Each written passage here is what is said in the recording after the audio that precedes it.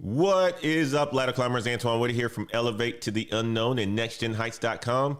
And it is Monday, October the 13th at 7 a.m. Central. And we are live on the Daily Climb, guys. Welcome aboard the Flight 1013. Week 2 begins. Buckle up. Listen, Friday night, the government fired 700 CDC workers, disease detectives, people who track outbreaks. Sunday evening, those same workers got an email saying your termination was an error. It was a coding error. You still have a job. A coding error. 700 people spent the entire weekend thinking that they lost their jobs. They were in a whole bunch of panic. And on Sunday night, they said, just kidding. Just imagine spending your weekend just like that. Also overnight, 20 Israeli hostages were freed after 738 days. Trump's is in Israel right now, and markets are rebounding. The Dow futures are up 688 points. But here's what matters for your career. Ian Carter, a 33-year-old, laid off from Microsoft in May of 2025. So this year, 5 months ago, he can't pay rent. He's moving across the country to live with his family. He has Microsoft on his resume, and it means absolutely nothing. Another person accepted to NYU, a prestigious university in New York. Dream school, they said. Tech master's program that they got accepted to, but is in debt $100,000. They rejected it and enrolled in a community college instead. $450 total. And a CEO just revealed that she does 6.5-minute interviews. That's fast. She says she talks faster. We're moving fast. We're fast moving. I'm looking for people who can keep up, she says.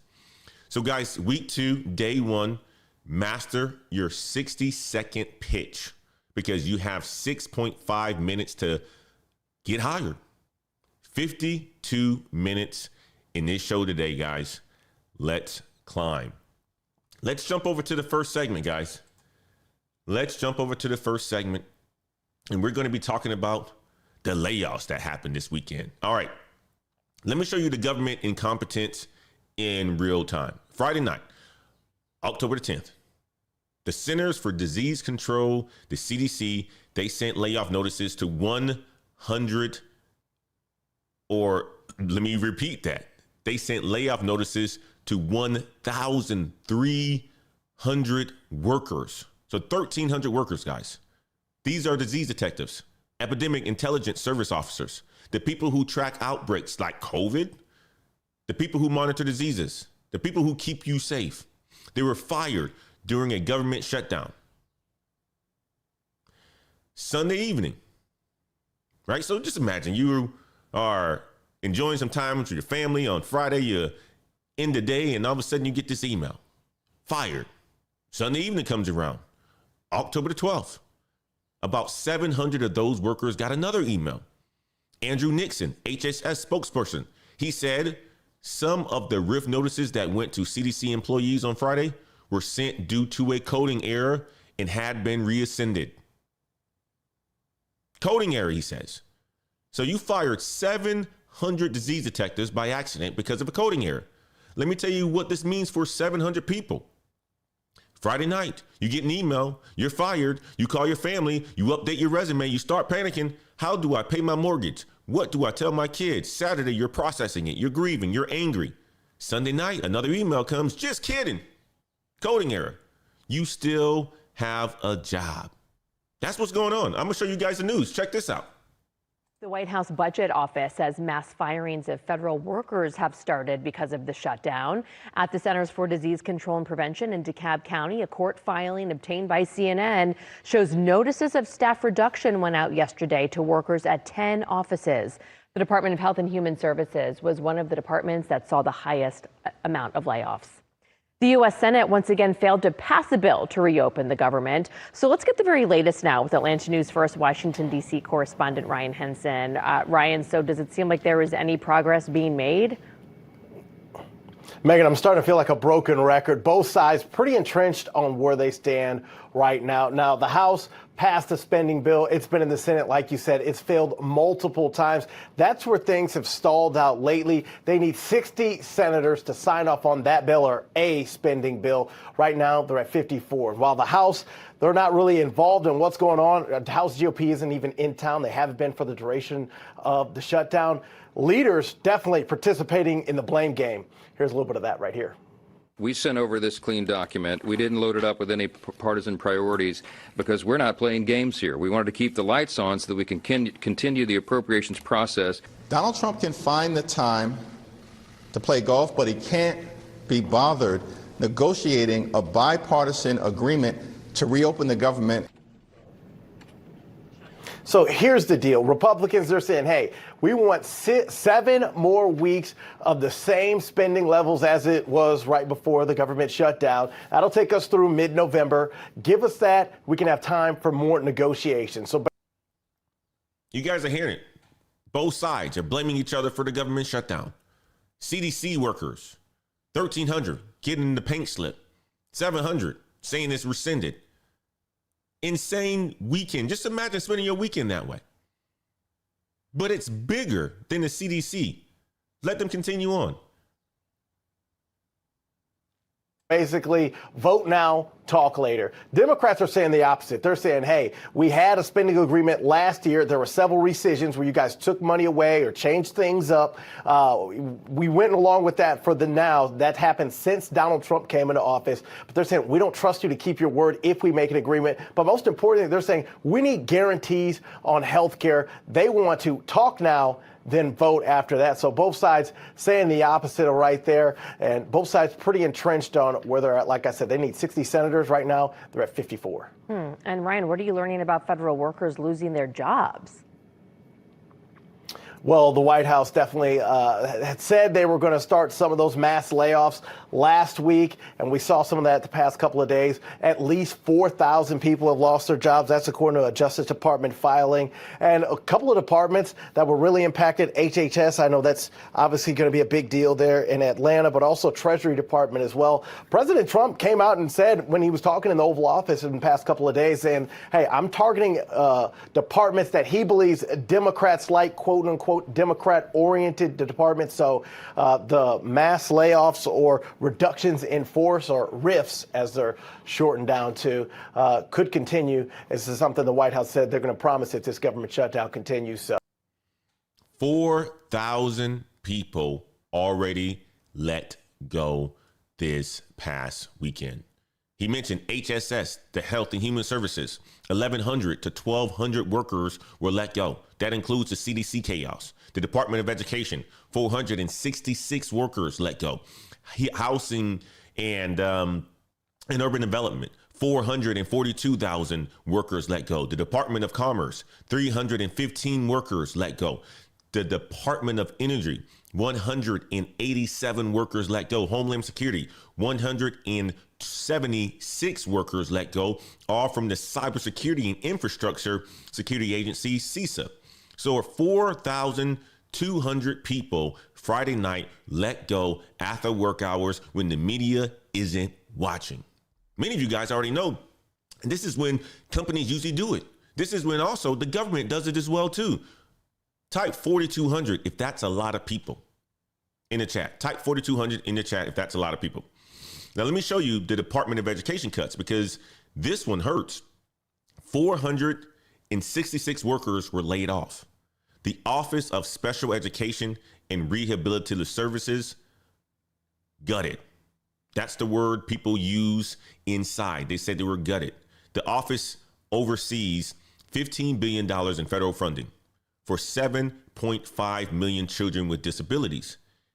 An education department staffer said, this is devastating for the office tasked with protecting the rights of infants, toddlers, children, and youth with disabilities.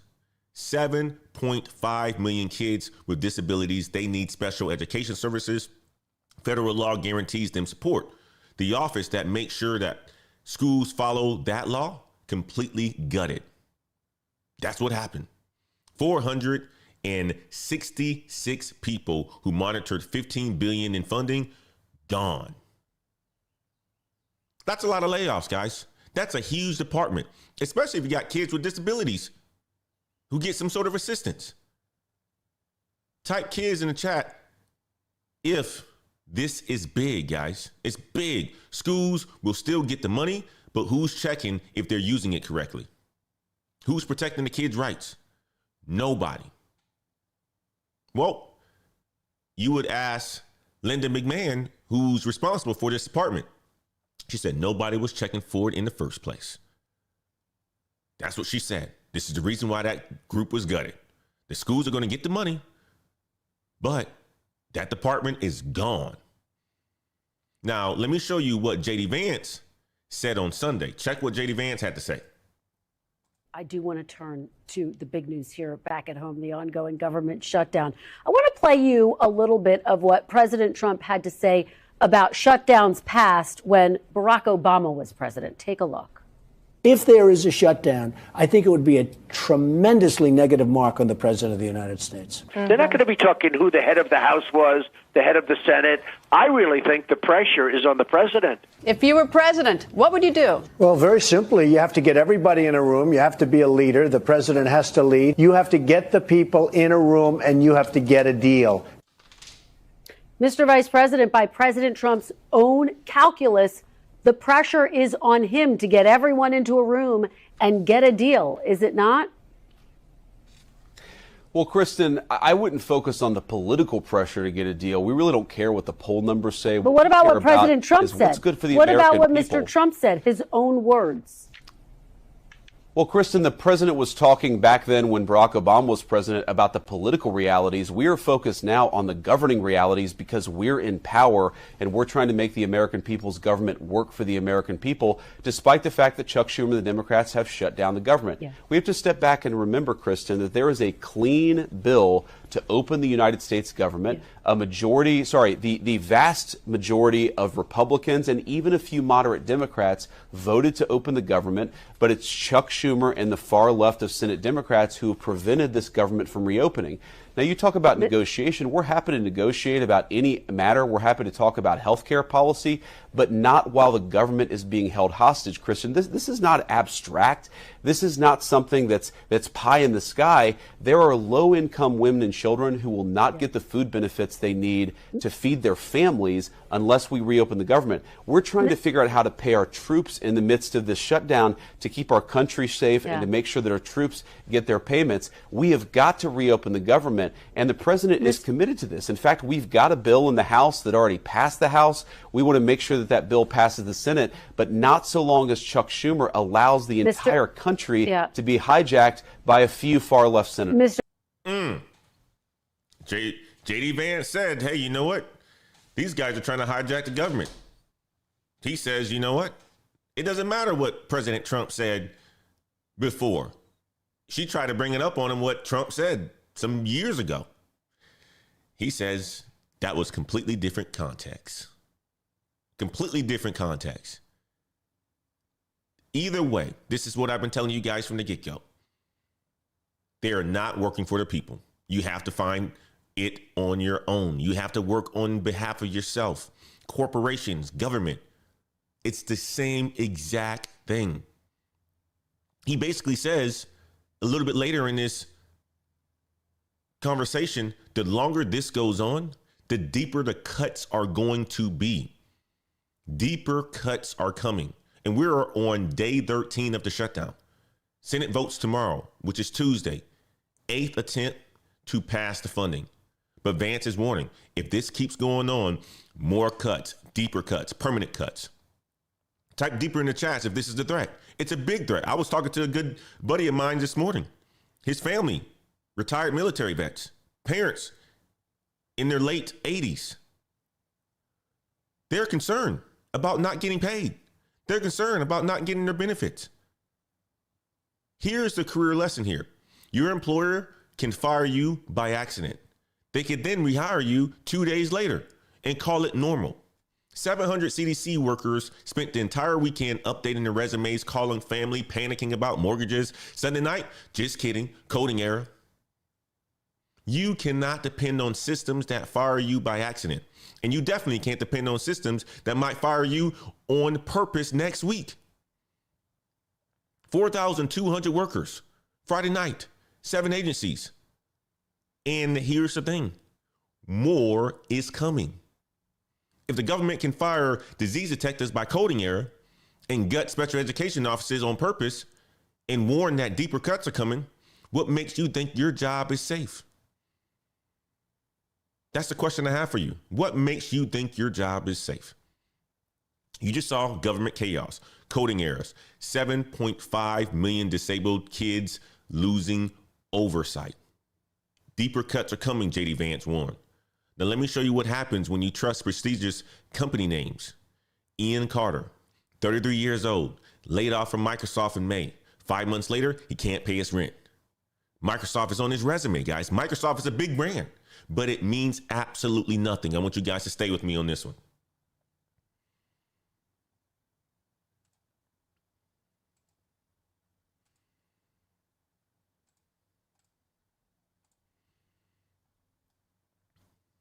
Business Insider, they published this over the weekend. Ian Carter, 33 years old, laid off from Microsoft in May of 2025. That's this year. That's 5 months ago. 150 days, 20 weeks ago. He told Business Insider, I'm weeks away from not being able to pay my rent. 5 months, Microsoft on his resume, can't pay rent. He's moving across the country to live with his family. Now, let me ask you guys something. Microsoft, $3 trillion market cap, one of the richest companies in the world, created Windows, created Office, created Azure. If you have Microsoft on your resume, you're supposed to be set, right? At least that's what I thought. I thought that. I'm like, man, maybe one day I should work for one of these bigger companies, because if you get something like that on your resume, you're pretty much set. Oracle, Microsoft, Salesforce, Apple. You're set, right? Wrong. Ian's been unemployed for 5 months. Resume says Microsoft, doesn't matter. Can't find work. Can't pay rent. What does that basically tell you guys about the job market? It tells you the company name does not save you. Federal workers thought that government jobs were stable. They got fired by coding error. Ian thought Microsoft was stable. Been job hunting for 5 months, going broke. Type broke if that's a reality. Type broke in the chats. Now let me connect this to what happened in the markets. Last Thursday, last week, October the 9th, the markets crashed. S&P 500 was down 2 points. 7%. Worst day since April. NASDAQ was down 3.6%. Dow was down 880 points. $2 trillion in market value gone in one day. Why? President Trump threatened 100% tariffs on China. That's what President Trump did. Okay? Well, Sunday, this weekend, yesterday, Trump posted on Truth Social, don't worry about China. It will be all fine. Monday morning, today, futures are rebounding. Dow futures are up 688 points, plus 1.5%. NASDAQ futures, 669, plus 2.77%. S&P 500 futures are up 133, plus 2.03%. $2 trillion lost on Thursday, most of it back on Monday. 3 days. That's the stock market that we're in as well, too. And here's the parallel. Market swing $2 trillion in 3 days. Ian's been broke for 5 months. Your 401k lost money on Thursday, gained it back on today. You didn't do anything, nothing at all. You didn't make any adjustments to it. But it was a big swing. But Ian, with a Microsoft resume, 5 months going broke, still broke. Here's what matters. Oracle certification. Same value on Thursday that we talked about last Thursday as on Monday. Didn't lose 2.7%. AWS certification. Same value before the tariff threat and after. It didn't swing. Data center electrician skills. Same demand Thursday as on Monday. Markets crash, portfolio swing, companies' names fail, but skills stay stable. Now, let me show you someone who figured this out before going broke. Business Insider published this story over the weekend. A student, they don't give their name in the article, got accepted to NYU, New York University, a fine prestige university. Tech-focused master's program, fall 2025. They said this spring, my dreams came true. I was accepted to a tech-focused master's program at NYU. New York University, her dream school, prestigious tech program. But I pivoted at the last second, she says. Instead, she enrolled in a community college, an interpreter course instead. Cost $450 total. NYU would have been over the $100,000 mark to put her in crazy amounts of debt. If you guys are seeing this, type NYU in the chats. Now let me show you guys the math. NYU prestigious school, tech masters, $100,000 plus in loans. Community college, nobody's heard of. $450, no debt. Both teach skills, both lead to work. One leaves you $100,000 in debt, one leaves you debt free. Ian took the prestigious path. He went to Microsoft. Was it worth it? Because of the name. But now he can't pay rent. This student could have taken the prestigious path with NYU. Worth it because of the name? Probably. But she chose $450 instead. And also debt free, especially in this sort of economy.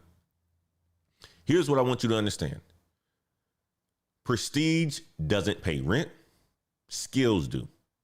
Ian, Microsoft resume, can't pay rent. Student, $450 for a course, debt free, is working. Now, let me show you what's available right now.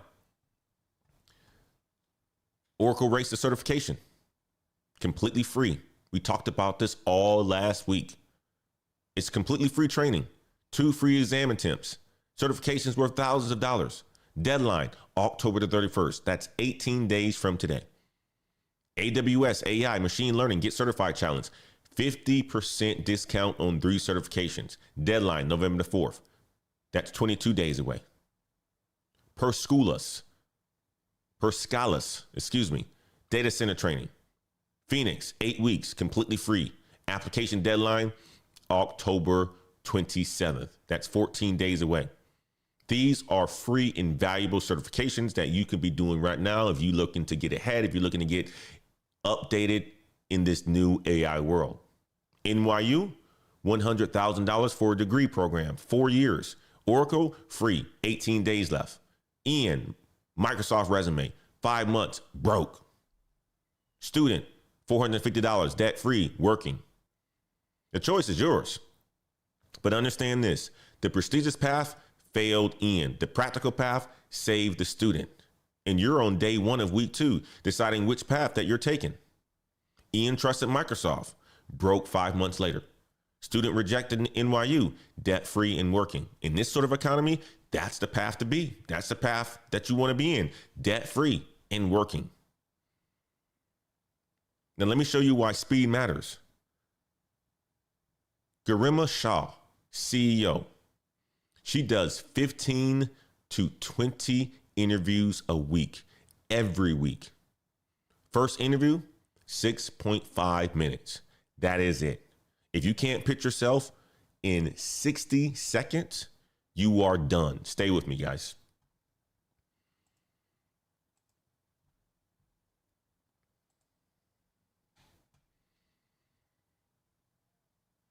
Business Insider published this on October the 9th. I came across and I was like, I got to tell the folks about this. We got to talk about it. October the 9th was Wednesday of last week. Garima Shah, CEO and co-founder of Biller Genie, a fintech company. She conducts 15 to 20 interviews every single week, she says. Her first interview with candidates, 6.5 minutes. That is it. Nothing longer than that. She said, first interviews are like first dates. You're going to be on your best behavior during the interview. 6.5 minutes. First date, best behavior, decide if you advance. Type 6.5 if that's too fast in your mind. When I came across this, I was like, I got to share this. I got to read this. I was like, what? 6.5 seconds? I guess you can really learn something about people in 6.5 seconds because they are going to be in their best behavior or they're not. And you're going to be able to weed them out real quick. And that's what Garima Shah does. Now, I want to show you guys and tell you guys her strategy. She said this. I talk a lot faster during interviews. We're a fast-moving company, and I'm looking for people who can keep up. Talk faster. Fast-moving company. Keep up. She has 3 questions. That's it. 3 questions. Question 1, she says, what you've done in the past and what you're looking for. Question 2, description of the ideal role and day-to-day tasks. Question 3, what you know about the company. 3 questions, 6.5 minutes. Talking fast. Decide. She says this is going to be a quick first interview to get to know you and see if there's a potential mutual fit. I'm looking for that vibe check, and I'm generally pretty good at it. She sees it. She smells it. She feels it in her gut. If this person is a good person to work with and come to her company. Vibe check, she says, 6.5 minutes. NC Worker says 6.5. You think it's too fast? 6.5 minutes. That's interesting, right? Because you think about it. When you meet somebody for the first time and you kind of feel their energy, especially if you're a little bit older, you've been around the block. You know how people respond to certain things. You know the kind of person that people are usually. You know, a long time ago, they said don't judge a book by its cover. But when you've been living for 40-something years, you kind of know what people are, how people are, especially in the workplace. You come across those people. Now, let me connect this to Ian, the Microsoft employee. Ian Carter, 5 months unemployed. Microsoft resume. What do you think Ian's doing wrong? I'll tell you. He's probably spending too much time explaining his Microsoft experience, talking about projects, going deep into the technical details. But Garima, she doesn't care about all that. Not in the first 6.5 minutes. She wants to know this. Can you pitch yourself fast? Can you keep up? Do you vibe? Ian's traditional approach, long, detailed explanations, careful wording, slow pace, that doesn't work anymore. Not in this day and age with AI and the speed of everything. Garima's approach, fast, 3 questions, vibe check, done. If you're doing a traditional approach still, type traditional in the chats. I want to know. I want to know. Ant Dog says, perfect amount of time to me. I talk fast too. Plus, I would have done my homework over the weekend on her to find a connection. That's the way you do it. Ant Dog got it right. But here's the thing. It's week 2, day 1. You need to master your 60-second pitch. Not 6.5 minutes, 60 seconds. They always talk about elevator pitch. I remember going to grad school. One of the things that you had to learn was an elevator pitch. Elevators, quick rides. If you're going to be on there with a executive or a investor potentially, you got to have a 60-second pitch. It's all coming into play now. Garima says, tell me about yourself. You have about 2 minutes max before she asks question 2. But in those 2 minutes, the first 60 seconds are the most important. If you don't hook her in 60 seconds, she's already decided. You're just finishing the interview out of politeness. That's it. If you don't have that compelling hook, guys, she's going to be looking at you and saying, this ain't, no, we don't want him. Just imagine that. The first couple words that's out your mouth, you better hook him. You better hook her. 60 seconds. You better be practicing your 60-second pitch this week. So week 2, day 1, today, I want you guys to start recording your 60-second pitch. And here's the framework. Let me give you the framework because, on this show, we give solutions here. I'm a blank your role with X amount of experience in the industry. I just completed a certification or whatever you're learning, and I'm looking for a specific role, whatever that role is, where I can be of specific value that you bring. I'm particularly interested in your company because of XY specific reason. And make sure that you use their recent news or their mission. Let me give you an example. I'm a data analyst with 3 years experience in healthcare. I just completed Oracle AI Foundation certification last week. I'm looking for a role where I can use AI to solve supply chain problems. I'm particularly interested in your company because of your recent announcement about predictive inventory systems. 30 seconds, clear, specific, shows you did the freaking research. If you guys are going to type your 60-second pitch today, or you're going to work on your 60-second pitch this week, type 60 seconds in the chat. Record it. Listen to yourself. Be confident when you pitch. I'm going to tell you like this, a 60-second pitch is very, very important. I use it on cold calls a lot of the times. And let me show you why this matters. Garima does 15 to 20 interviews a week. That's about 3 a day, every single day. She doesn't have time for long stories. She doesn't have time for rambling. She doesn't have time for like, well, literally, well, why. I've been working in various industries for several years, she says. She wants 20 seconds. Quick.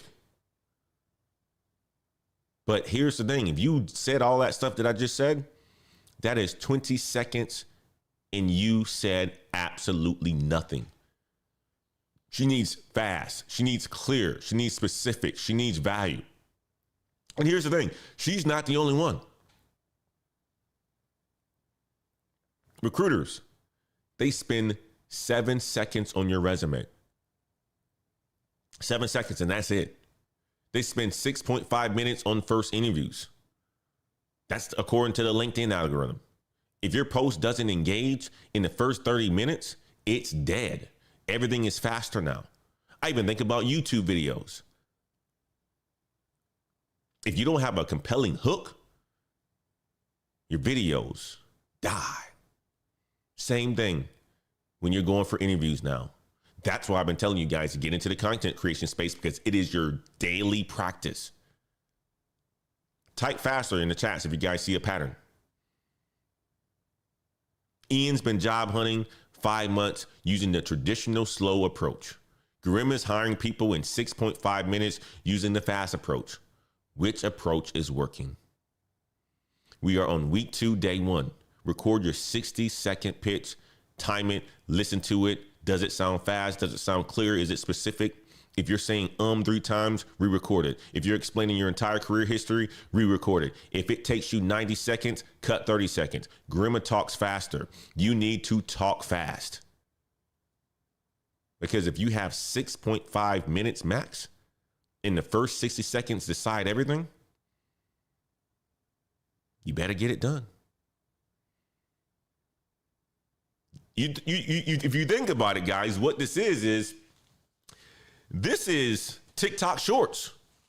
That's basically what it is. You are living in a world of TikTok Shorts, and that is translating into your professional career as well. To get a job these days, everything is short, to the point. Get it done, and that's it. Nobody has time anymore. Nobody wants to spend that time to learn and listen to you. You guys just learned Garima's 6.5 minute reality. Now let me show you why most jobs, the job posts, at least remote job posts, are lies. 6 interviews, 5-hour project, mostly remote job. Final interview, can you relocate? It was all a lie. And the workers would take 25% pay cuts to avoid it. I want you guys to stay with me on this one.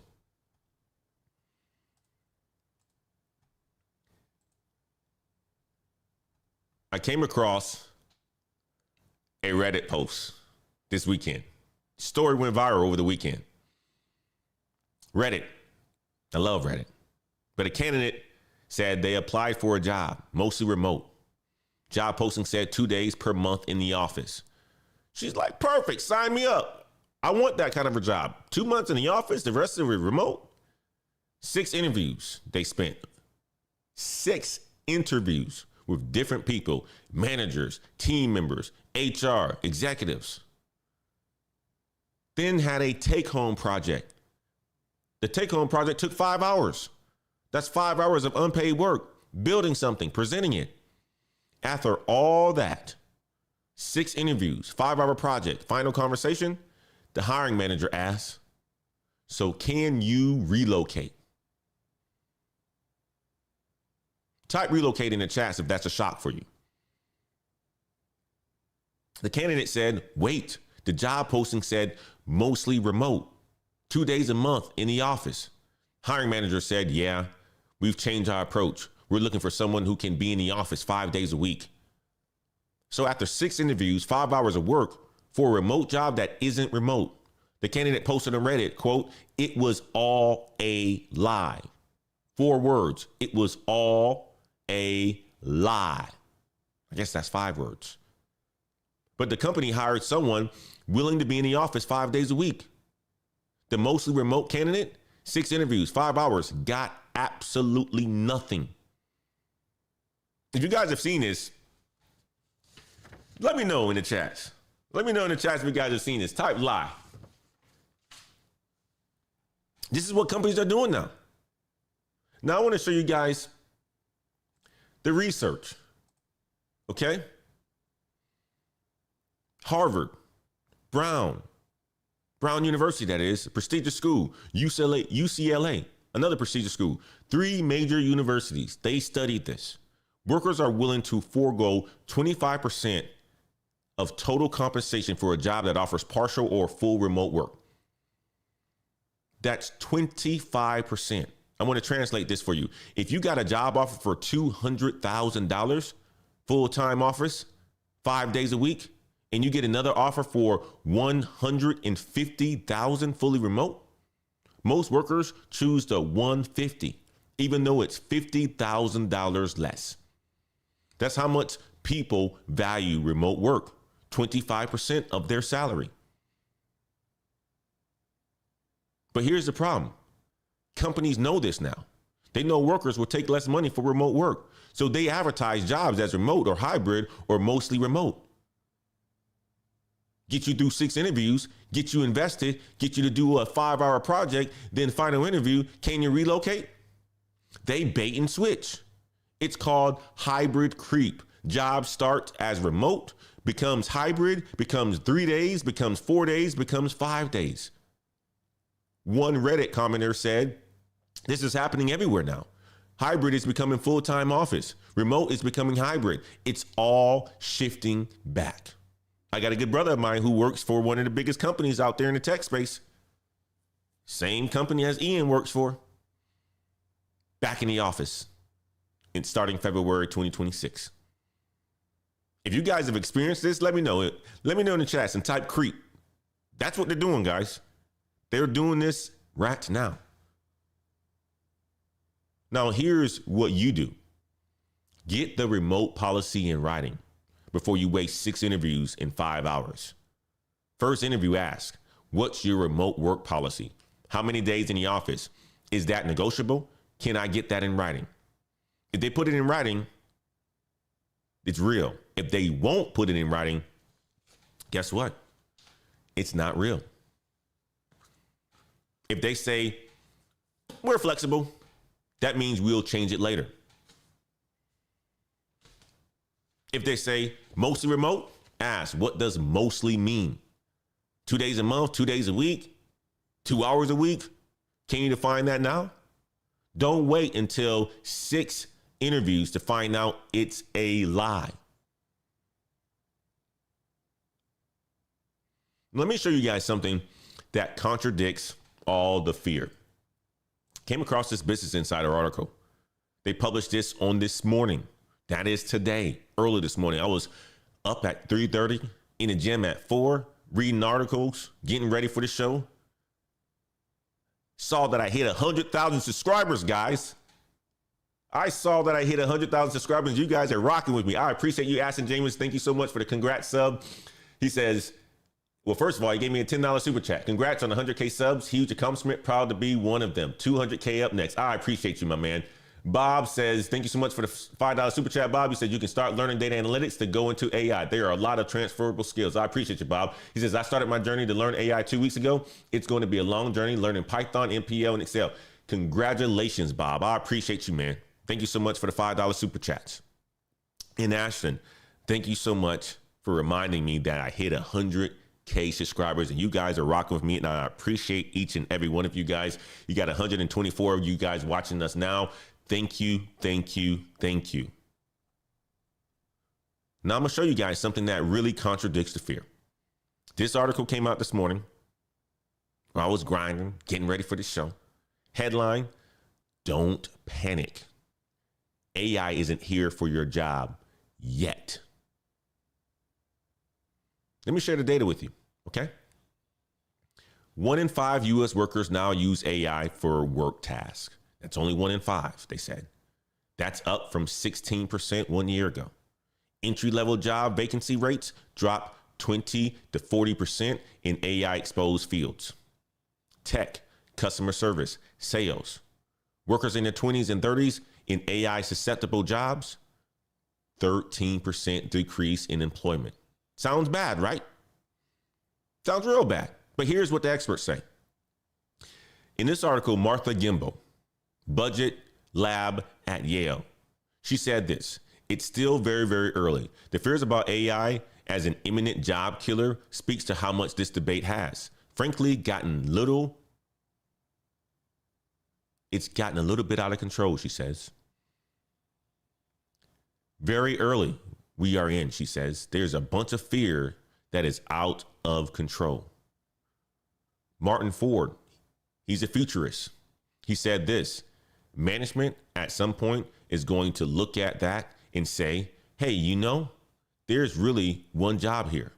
And at some point, not now, but some point. Mona Musher said, she's a CEO of Generation, said this: we're in the first stage of what will happen. Fundamentally, no one knows yet. No one knows yet. Now, for some of you people, you're probably like, this is a bit of relief. But here's the second Business Inside article that I came across today that I wanted to share with you guys. This was published today as well. Companies are blaming AI for layoffs, but the real reason is fear of making the wrong move. Thomas Roulette, Cambridge professor, he said this: we hear a lot about firms laying off workers while blaming generative AI. But the broader perspective is that firms are reluctant to make any HR decisions with such a high level of uncertainty. Companies don't actually know what AI will do. They're scared, so they're blaming AI for the layoffs. But really, they're just frozen, uncertain, making cuts because they don't know what else to do. And they're following other companies. It's not AI taking jobs, they said. It is fear. Type fear in the chats if you think companies are scared too. You got to think about it. Satya Nadella, he said AI can completely transform and disrupt Microsoft. He's scared. He said that himself. Those were his words. Many of you guys are scared. Just imagine if you are scared, CEOs are scared as well too. So they're like, you know what? We might as well start cutting people, because we don't know if our business is going to be around for another year or two. Now, here's the cruel lesson, though. Entry-level jobs, 40% in AI fields, they're down. 40% down. Entry-level jobs are down 40% in AI fields. That's real. But the experts say it's early. No one knows yet. Companies are acting out of fear, which means the window to learn AI skills is still open for you. It's closing, but it's still open. If you start today, Oracle 18 days is left. They have 18 days left. Free certifications. AWS 22 days for 50% discount. You have AI skills before most people panic. And whether AI takes jobs or creates jobs, the people who survive are the people with the AI skills. The people who survive are the people who are leveraging AI to get ahead. If it takes jobs, you're the one that they keep. If it creates jobs, you're the one that they hire. Either way, skills win. Remote work. Remote work, you better get it in writing. You better ask early. Don't wait 6 interviews. Don't waste 5 hours on the project when it's all a lie. AI jobs. The window is open, but it's closing. Start today. You guys just saw 2 lies. Remote workers that aren't remote. AI taking jobs when it really is fear. Now, let me show you guys proof that certifications actually work. Real people, real results. Posted certifications, got an offer, 98 reactions, interview calls. This isn't theory. This is proof. I want you guys to stay with me on this segment.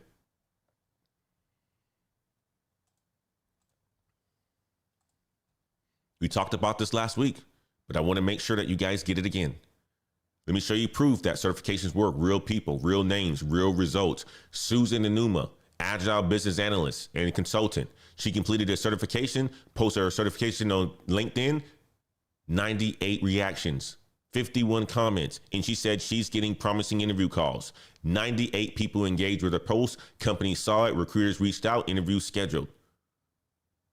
Posted a certification. She got calls. Now, this is an AI version, AI generated picture, but you guys saw the post last week on LinkedIn. You got Kyra Judge. Okay. Kira, senior business analyst. She posted her certification on LinkedIn, got a job offer from another office in her company shortly after. Posted a cert, got a job offer. Not months later, shortly after. We talked about Reddit posts last week as well, too. They have the Oracle race to certifications. There's a Reddit thread that's out there. 124 upvotes. 113 comments. People sharing tips, forming study groups, tracking their progress on leaderboards. One user, Dankadark, he said he has 2 years of cloud technology experience. He is focused on Oracle certifications to advance his career. He joined the competitive leaderboard. And here's the thing about Oracle. Many people don't know anything about Oracle in the AI space, but Oracle has been making big waves in the AI space with partnerships with OpenAI, Stargate, all that. Another commenter said this: I wasn't initially considering Oracle certifications, but this opportunity stood out to me because you can obtain valuable foundation certifications at no cost. Free, valuable, no cost. That's what it is. AWS and ML, machine learning. Get certified challenge, Reddit discussions, over 200 upvotes, dozens of comments. One user, Javari Bull, passed AWS Cloud Practitioner certification, started studying during the holiday season. 1 month of study, completed 40 practice tests, passed. 1 month, 40 practice tests, passed. Getting it done. People are out there getting it done. Rahul, he's a site reliability engineer, 12 AWS certifications. He posted on LinkedIn promoting the challenge. He said 90% of organizations plan to expand their AI adoption in the next 12 months. That's 90%. And the data is out there that backs this up.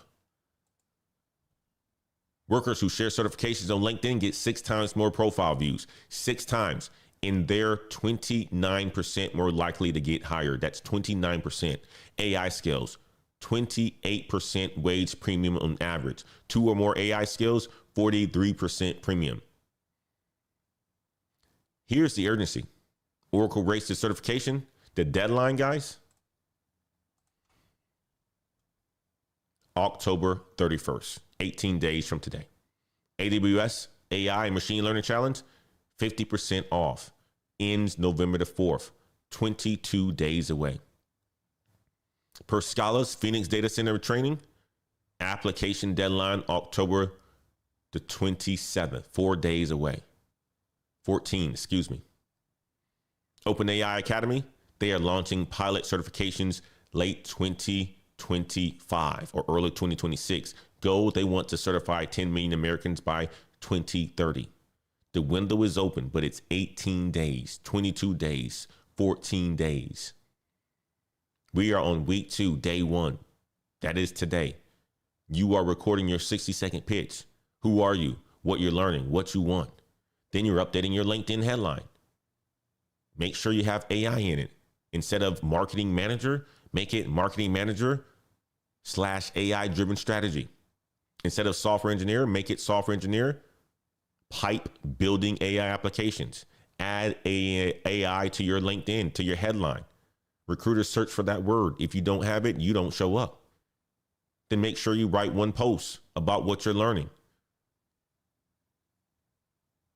Real quick, if you need help figuring out which certifications to start, which order to do them, how to pitch on LinkedIn, how to message recruiters, join us on our Patreon. Also, if you need one-on-one coaching, www.nextgenheights.com. In the Patreon, we have people who made these exact transitions. Myself, I'm a professional career coach. Check us out, www.patreon.com/Black Heights. And if you want one-on-one, nextgenheights.com. Susan, she posted a cert, 98 reactions, interview calls. Kyra posted a cert, got a job offer. We are on week 2, day 1. Make sure you record your 60-second pitch today, update your LinkedIn, and write one post. You just saw proof that certifications work. Now let me wrap everything up with what happened overnight and what Tuesday is going to bring us. We're going to do some quick hits real quick. JP Morgan, 1.5 trillion. Hostages freed. Markets are rebounding. We're going to do this in about 3 minutes. Let's finish this strong, guys.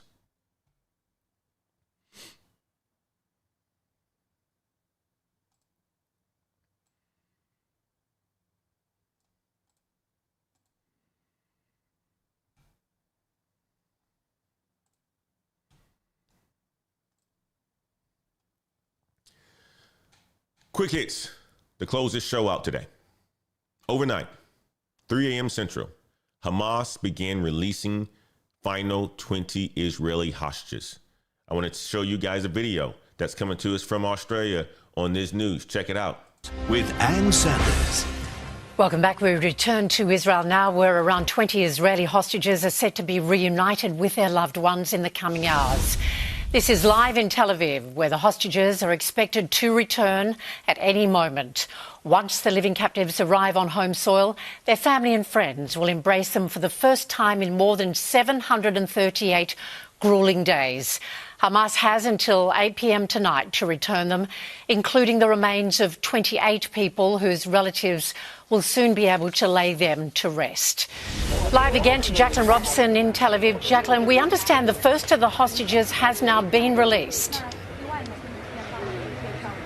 Yes, and we understand that 7 have now been transferred from Hamas to the Red Cross, and they're now in the hands of the IDF. And the good news is that they are walking, which means that they are well enough to walk. There is concern that some of these hostages are critical. The transfer happened in the middle of Gaza City. Now that they're with the IDF, they'll be checked over by doctors before they're being transferred to hospitals like the one where we are here at Sheba Hospital, which is expected to take 10 of those hostages. The remaining 13 are expected to be transferred in Khan Yunis in about an hour and a half. But among those who were released just a few moments ago was Matan Angrest. We spoke to his aunt just a few days ago. You can only imagine how that family is feeling right now. And it's also understood the man that we saw in that shocking video where he was under the tunnels in Gaza, severely emaciated, digging his own grave. But when this all happened, Hostage Square simply erupted, people cheering. There were tears. This is a huge moment for Israel, and it's the energy that Donald Trump will receive when he touches down shortly. He's expected to be here in Israel for 3 hours before he moves on to Egypt to sign this historic Gaza peace agreement. He spoke on Air Force One. Take a listen. Everybody is happy, whether it's Jewish or Muslim or the Arab countries. Every country is dancing in the streets, and it's a point in time I don't think you'd ever see it again. They've never seen it for 3,000 years. The war is over. The war is over, okay? You understand that? That's what happened overnight. 738 days in captivity. All men, primarily in their 20s and 30s. President Trump is in Israel right now addressing this whole situation. It's a historic moment. Israel is preparing to release nearly 2,000 Palestinian prisoners in exchange. That's tens of thousands gathering in Tel Aviv that you heard, celebrating. Freedom. Guess what? The markets are rebounding Monday morning. Today, Thursday, it lost $2 trillion. Trump threatened China tariffs. And on Sunday, Trump posted, "Don't worry about China. It will all be fine." Monday, Dow futures are up 68. 8. NASDAQ is up 69. S&P is up 33. Gold hit $4,078 per ounce. Record high, never happened before. Silver, $51.30. Decade high. Now, let's talk about nor'easter. It's battering the East Coast. States in emergency, New York and New Jersey. Check this one out. Get you guys caught up on the latest. Tonight, violent waves and rising waters rocking the streets of South Jersey, with a dangerous nor'easter putting the entire state under emergency declaration. Stacking on top of each other. You get a tide that comes in, it can't go out. Another one goes in, that one can't come out. Another goes in, and that, so it just keeps stacking higher and higher. It's the latest punch from a multi-day event that saturated South Carolina with cars almost underwater and stores shutter from more than 10 inches of rain. Farther north in Norfolk, Virginia, drone footage captures an entire region drenched. As 50 to 60 mile an hour winds, plus the highest tides of the year, king tides, are wreaking havoc. In addition to the violent surf and the flooding that we've already seen, coastal erosion is a huge concern, and here's why. Look at this. The water reaches all the way out to the sand dunes there, pulling away at its banks. With sandbags out and some businesses closed for bad weather, the Atlantic City mayor says the convention center's ready should it be needed for shelter. Do you expect evacuations at any point? Evacuations are on the table. They're being discussed. Uncertainty over the next 24 hours, with thousands of flights also snarled. Delays up and down the East Coast. That is the bridge. The picture of severe weather slamming cities all over the country. A lot of water. That is a lot of water, guys. Crazy. Georgetown, South Carolina. Multiple water rescues, nearly 10 inches of rain in 24 hours. Wind gusts over 60 miles per hour. Coastal flood warnings from Florida to New England through Tuesday. South Carolina, St. Helena Island, 1 a.m. Sunday. Mass shooting, 4 dead, 16 injured. No arrests yet. Let's talk about J.P. Morgan. I saw this one. I want you guys to learn about this one as well, because they are doing some big time investments. They announced on Monday morning, this morning, $1.5 trillion investment plan. That's trillion with a T. That investment includes defense, energy, advanced manufacturing, and it could signal major hiring in these sectors. There's an Amazon layoff rumor. Reddit discussions, end of October. 15 to 25% cuts rumored across many organizations. This is a rumor right now. It hasn't happened yet, hasn't been announced, but this is a rumor. McKinsey headcount down 10% over 18 months. That's from 45,000 employees to 40,000. Deloitte hit by federal consulting cuts. 129 contracts terminated. What happens tomorrow, which is Tuesday? The Senate votes. The eighth attempt, to pass funding. Let's hope they get this crap done. I don't see it happening right now, guys. They're not working on your behalf. They're not working on my behalf. They're not working on anybody's behalf. It will be day 14 of the shutdown. Major bank is going to be announcing earnings. JP Morgan, Goldman Sachs, Wells Fargo, and Citigroup. Military pay check decline, the deadline is on Wednesday. At two days away.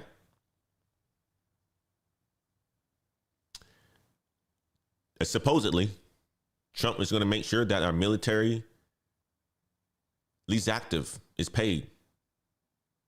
He's taking money from other departments and using that funding to make sure the military is paid. We'll see. But week 2 continues. Day 2 is tomorrow.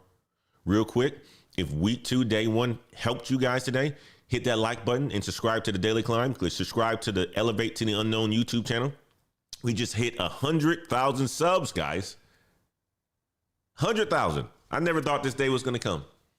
I'm very proud of myself. I'm very proud of you all for rocking with me early in the morning, getting value from this show. We are here every weekday morning, 7 a.m. Central. We position ourselves before everyone else panic. You know, there's going to be a whole bunch of people panicking. We have a ton of episodes. We are doing them day after day.